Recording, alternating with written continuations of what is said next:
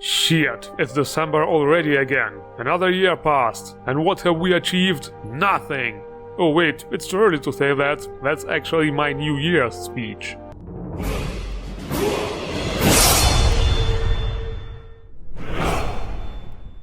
Thing is, there have been quite a lot of good new mods recently. The last episode had a ton of new creatures. This one has lots of armors and quest mods.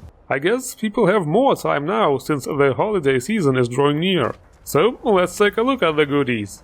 As a warm-up we have Falling Gildergreen Petals by Unreal. Plain and simple, a cool visual effect to make Whiterun's favorite tree even more iconic. Also works with Gildergreen retexture mods, and most important, with the small sapling tree I have here in my game. This gives a very awesome Sakura tree feel. Really cool. And here is another little but really neat mod, Palantirs of Skyrim by MONTESO. Those spheric objects, also called Seeing Stones, are based on the Lord of the Rings lore, where they are something like magical communication devices. They are equipable items and will float around the user once equipped. There are 10 different orbs available, with or without enchantments. The unenchanted ones can be added through the console, and the enchanted ones are hidden deep within various locations all over Skyrim, to make sure you stumble upon them immersively. The enchantments are quite strong too, so those orbs are meant for late game or if you have some hardcore difficulty mods.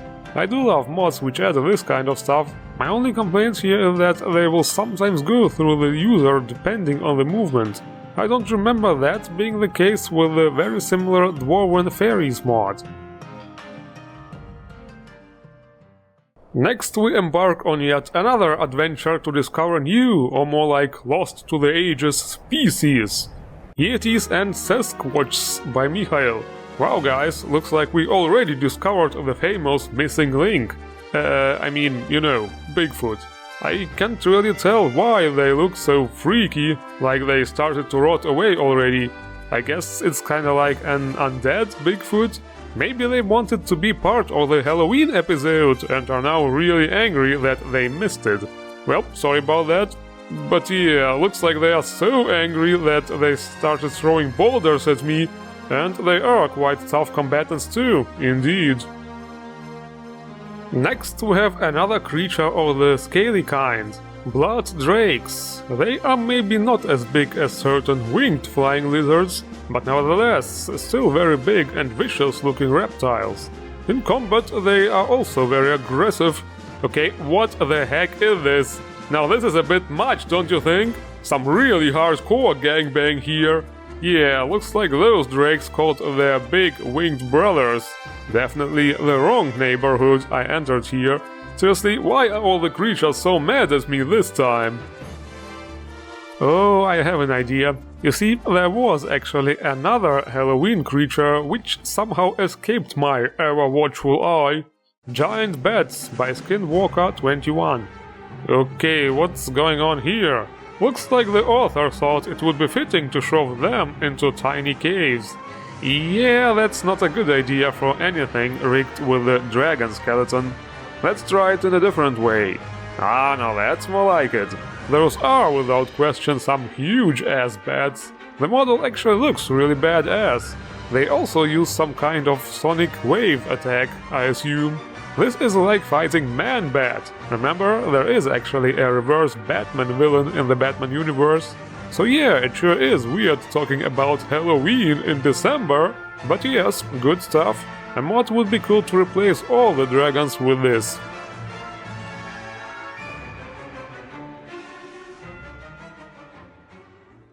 Okay, weapons next, or more like weapon, only one this time. Atmoran Axe by Funky Gandalf Cat, another Dark Souls inspired weapon, along with the famous Plus upgrading system. And a mighty fine looking weapon that certainly is. Totally dig the full metal look. This is what separates the Chat War Axes from the Virgin Woodcutter ones. If one is carrying this kind of weapon, one thing is clear. Somebody is going to die. Guess who? As for the armors, I already announced it, there's lots of stuff. Let's start with MaryJane by GRIMSOVEREN. Oh yeah, this one obviously made it over to Skyrim too. Cool mod, 2 different pants, lots of different shirts with different Marvel motifs. Not even remotely lore friendly of course, but who cares, it's just for fun anyway. My beautiful assistant displaying it, by the way, is Berte by MFail1974. That's a really strange name. Maybe it's actually Berte. Maybe she is German. You know, like the German name Hilde. Yes, it's not Hildi. Anyway, she is just a generic unvoiced follower, except that you can also have her as a merchant and an alchemy trainer too at the same time. She is also kind of a witcher and comes with appropriate gear. You know, there are actually no female witchers in the lore, because it would require a redesign of the mutagens to attempt the creation, so they never even bothered. The next one is a rather big replacer mod. BD UUNP Dawnguard armor and clothes by Bad Dog. This mod replaces literally all the armors and outfits from the Dawnguard DLC and makes them more interesting. You know what that means, right? It means it makes them lighter. For the females at least. Yes, it's true, many of them has been just simply bikinified. However, those armors which had several texture variations in the vanilla game, like the Dawnguard armor for example, each received unique meshes here, for functional variety. And also not all the armors have been turned into bikinis. Some models actually look really cool and badass, with completely new models. This is certainly some quality stuff right here.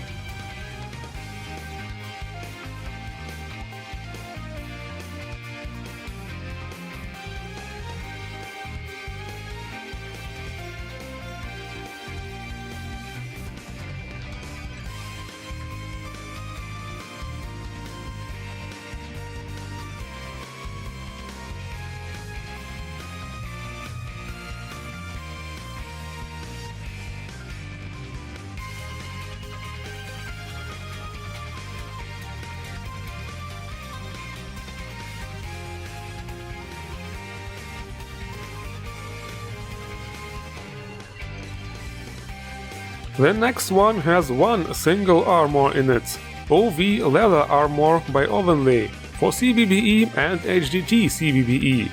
An armor created completely from scratch, and for that very impressive. Also a very interesting design, with lots of ventilation holes to ensure perfect air circulation and maximum cooling effect in all situations. Also quite modular with lots of separated parts. Could maybe use some holes on the belt for more immersion. But other than that, a very nice quality outfit. The next mod is also some extremely high quality stuff. GIGADUEX'S armor sets by GIGADUEX'S. Unbelievably beautiful and also very stylish armors. There are 2 sets included. The first one is the Archer armor. Beautiful textures, very detailed. The hood has integrated hair too. There are also 2 different skins available for that armor. There are different texture details on both skin sets, and also the integrated hair is different for those 2 options. So both look outstandingly good and truly unique. And then there's this Lindsay armor set. This one is a bit heavier, but also a very nice job on the textures. Great quality work.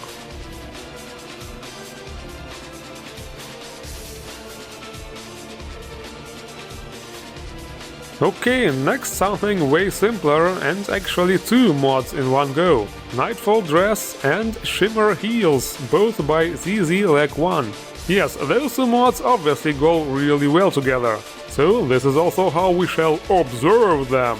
So here we have a light summer dress and some... Oh jeez guys, is the shoe fetish coming back? But anyway, there is a shitload of different texture variations on both items. And there are also some transparent variations of those textures. Well, I think you get the idea, no need to elaborate.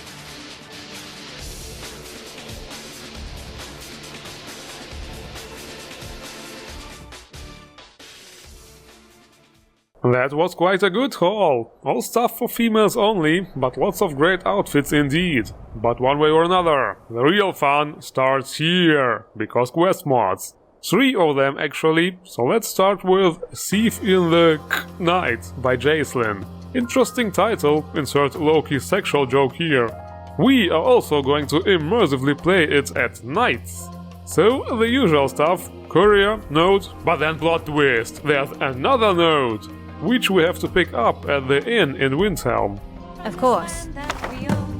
There are two different files for this mod, by the way, one with quest markers and one without, if you want this super immersive Morrowindy experience. So anyway, some thief, who claims to be super pro, infiltrated the guard unit which protects a carriage with valuable materials meant for Toric's crown.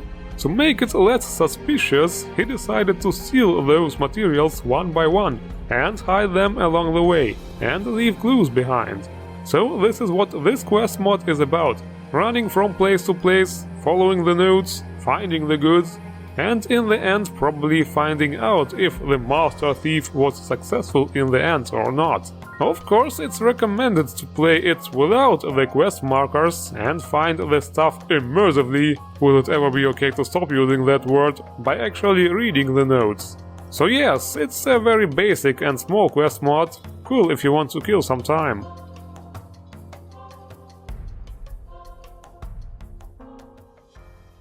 The next quest mod, however, is bigger and more extraordinary. Wowbagger and the Fourth Wall by Skinny Tag Boy. Oh my god, it's Skinny Tag Boy! And that title! We are so in for a ride! Seriously, just look at the cast, so many famous names here. And what the fuck is this? 23 endorsements? What is this, an out-of-season April Fool's joke? Something can't be right here, let's investigate. It all starts in the Bee and Barb in Riften, where we come across a very unusual customer. Ignore me. There's nothing to see here. Yeah, okay, sure. Nah, not really. Honestly, move along. Look, go and find someone else to annoy. This guy is actually the main attraction of this mod. A custom voice follower with over 1000 lines. But it's really not easy to get him to do that. Thing is, you have to witness several events first. This guy is on a mission, and his first victim is supposed to be Maven, so the event will only happen at a specific time, when those two are in the same place. Maven Gladys Blackbriar? I don't have time for idle chit-chat. What is it? You have all the charm of a rampant zombie and the personality of an old lady who has soiled herself. Hopefully this fact will at the very least explain why you are so continually salty. Thank you. Oh, now that's disappointing. I thought he's some kind of serial killer, but he just insults them. Well, okay, there are actually 7 victims in total, so it can take a while, but fortunately there is a way to skip that, and that is by using the Chicken of Shame in Whiterun. Stroke the chicken once and the next encounter will be skipped. Besides, a quest with markers started, so from there it's not that hard to find the locations of the events. And by giving that cock a really good stroking session, it is possible to skip the first part of this mod completely and get Wowbagger as a follower right away. Not you again. Look, I told you, I am far too busy for idle chit-chat. I have very important work to complete. This guy is actually on a very noble mission. He wants to help the inhabitants of this universe to evolve and reach the next step of existence. All completely oblivious to anything other than their brief little lives, and more obsessed with shoes than enlightenment. I have to say I completely agree and admire his resolve. I'm not very sure about his methods though. I intend to tell every last living creature that they are an idiot, so that we can get over ourselves, move on, and start evolving. But anyway, from that point on, he will be available as a follower. You will get a spell to summon him anytime. Could you not find the right button or something? Let me give you some help. Hit Ctrl or Delete continually as fast as you can. Yeah, he will just insult you and make fun of you most of the time, but he sure is entertaining and unique in his own way. He actually reminds me on Bruce Hamar a lot. You have all the grace of a chipmunk with a firework up its bum. As you travel with him, the last phase of this mod is supposed to kick in, where you get attacked by, well, it's not really a spoiler since he already looks like an alien, but yeah, something like aliens. I didn't get to trigger this event actually, maybe it needs to be some specific location or time again, or both. So yes, while this is definitely a great quest mod, I was a bit disappointed, because as I saw the huge cast on the mod page, and judging by the screenshots on the mod page, I thought it would be as big and awesome as the Bruce Hamar adventure. Maybe all the cool stuff happens later on, of course, but yeah, that's for you to find out. And the last quest mod is a small one again, at least in terms of file size. Skyrim Relicment by Lego Man I Am 94. This mod introduces a new guild which specializes in research and retrieval of artifacts, and also the dealing with a specific bandit group.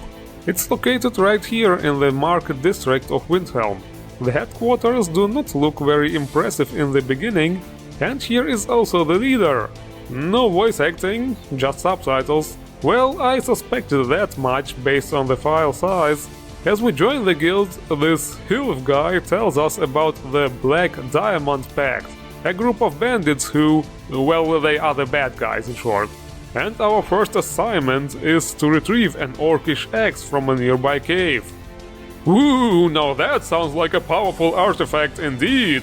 But no, says Hilf, this is not simply a fetch quest. This is to make sure we are a capable adventurer and also decorate the guild hall a bit. So the first couple of assignments are really just simple retrieval quests and will lead both to vanilla dungeons and also some new ones.